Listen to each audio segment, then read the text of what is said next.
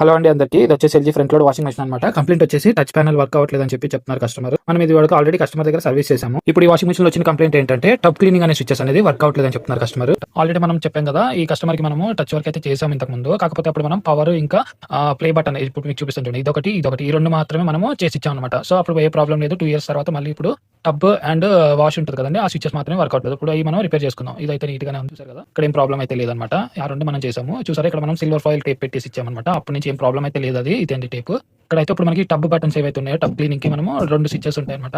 ఆ రెండు వర్క్ అవ్వట్లేదు. సో ఆ రెండు మనం వర్క్ అవ్వాలంటే సేమ్ ఇంతకు ముందు మనం పవర్ కి వాటికి ఏదైతే చేసామో అవే మనం చేయాలన్నమాట. ఇప్పుడు చూపిస్తాయి ఈ రెండు చేసారు, ఈ రెండు వర్క్ అవ్వట్లేదు అనమాట ఆ బటన్స్.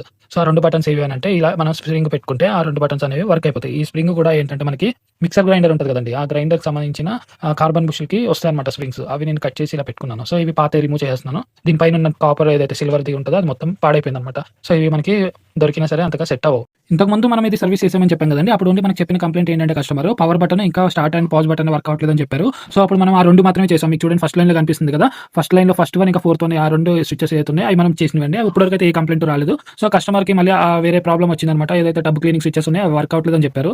సో అవి ఇప్పుడు మనం చేయడానికి వచ్చాము. ఇప్పుడు ఇలా ఈ స్ప్రింగ్ ని మనం ఇలా మధ్యలో ఇలా సాగ తీసుకుని ఆ కటింగ్ బ్లేడ్ తో మనము దాన్ని అనేది రెండు కింద కట్ చేసుకోవాలండి.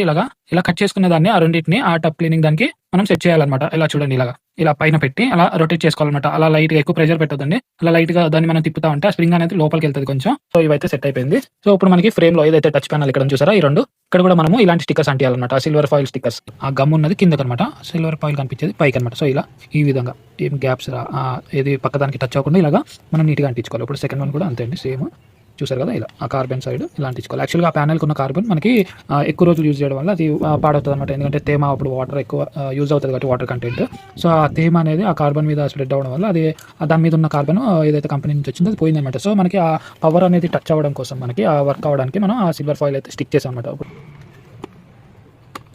అనమాట స్విచ్ ఓకే, స్విచ్ కూడా ఆన్లైన్ ఉంది. ఇప్పుడు మీకు చూపిస్తాను చూడండి. సో ఇప్పుడు ఇది అనమాట టచ్ ప్యానల్. ఇప్పుడు చూడండి ఇక power button okay, pause and play button okay, ఇలా అంతా ఒకసారి అయితే రీచెక్ చేసుకుంటున్నానండి. పాజ్ బటన్ ఓకే వర్క్ అవుతుంది. Okay power button okay. So ఇప్పుడు మనం ఇందులో మనం సర్వీస్ చేసింది ఏదంటే టబ్ క్లీనింగ్ స్విచెస్ అనమాట. ఆ టబ్ క్లీనింగ్ స్విచెస్ ఒకసారి వర్క్ అవుతున్నాయో లేవో చెక్ చేసుకోవాలి. ఇప్పుడు ఆ టబ్ క్లీనింగ్ వర్క్ అవ్వాలంటే ఆ రెండు లాంగ్ ప్రెస్ చేసి పట్టుకోవాలి. ఏదైతే ఇంటెన్సివ్ ఉంది క్లిన్సిక్ ఇలా రెండు లాంగ్ ప్రెస్ చేసి పట్టుకుంటే టబ్ క్లీనింగ్ వస్తుంది. ఓకే అక్కడ మీకు డిస్ప్లే చూపిస్తుందండి టీసీఎల్, రైట్.